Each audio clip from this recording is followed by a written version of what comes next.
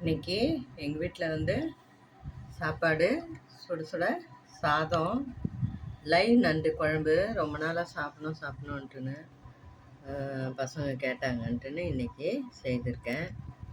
ரொம்ப சூப்பராக இருக்கும் அந்த குழம்பு. நான் ஏற்கனவே வீடியோ போட்டிருக்கேன் நம்ம சேனலில், அதை பார்த்துக்கோங்க.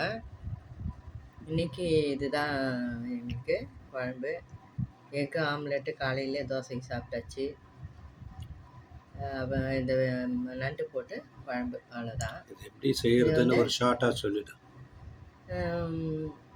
இது வந்து நான் இதை இன்னைக்கு எப்படி செய்தேன் அப்படின்னா, வெங்காயம், தக்காளி, அதாவது 2-2.5 வெங்காயம், 3 தக்காளி, இஞ்சி கொஞ்சம், பூண்டு ஒரு 6-7 பல் பூண்டு, ஒரே ஒரு பச்சை மிளகா, அப்புறம் அந்த ஸ்பைசஸ்னால் கொஞ்சம் தான் இந்த நட்டுக்கு போடுவேன். சோம்பு, ஒரு 2 லவங்கம், 2 ஏலக்காய், இதை போட்டு பட்டை நான் இன்றைக்கி போடலை, போட்டு அரைச்சிட்டேன்.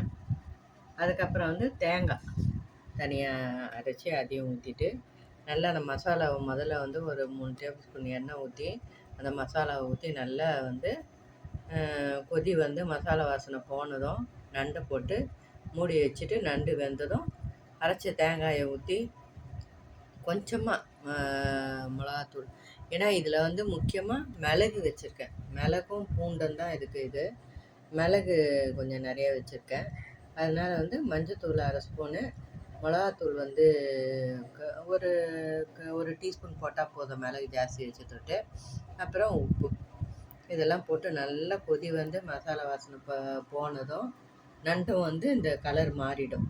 கலர் மாறின பிறகு தேங்காய் அரைச்சி ஊற்றி சுமார் 2 நிமிஷம் கொதிக்க விட்டுட்டு கடைசியில் புதினா மல்லி போட்டு இறக்க வேண்டியது தான்.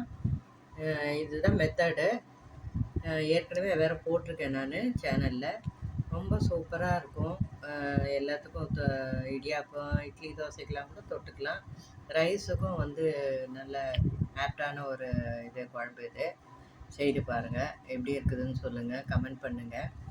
எங்கள் சேனல் பிடிச்சிருந்தா லைக் பண்ணுங்கள், ஷேர் பண்ணுங்கள், எங்கள் சேனலை சப்ஸ்கிரைப் பண்ணுங்கள். தேங்க்ஸ் ஃபார் வாட்சிங்.